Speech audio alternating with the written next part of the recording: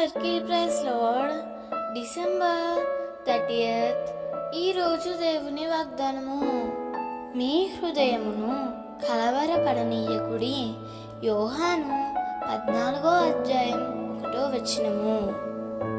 విశ్వసించువాడు కలవరపడరని దేవుని వాక్యం సెలవిస్తుంది.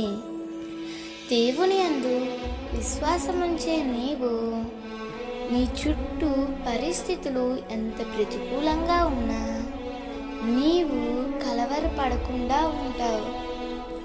ఎందుకంటే దేవుడు నీ పరిస్థితిని మార్చగలడనే నమ్మిక నీ హృదయంలో ఉంటుంది.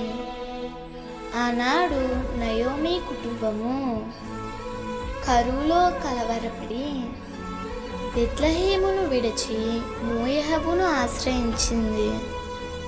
ఆమె కలవరము ఆమె జీవితానికి నష్టమును తెచ్చింది. సమృద్ధితో వెళ్ళిన ఆమె సమస్తాన్ని కోల్పోయింది. కారణం ఒక్కటే, కలవరపడింది. నీ జీవితంలో కూడా కరువులు, కలతలు, కన్నీళ్ళు ఇలా అనేకమైనవి ఎదురవుతాయి. కానీ నీవెప్పుడూ కలవరపడవద్దు. దేవుడు నీతో ఉండి పరిస్థితులన్నీ చక్కబెట్టి నీకు అద్భుతమైన సహాయాన్ని పంపుతాడు. నీ కలవరాలన్నిటినీ కొట్టివేసి నీ ముఖములో చిరునవ్వును అనుగ్రహిస్తాడు.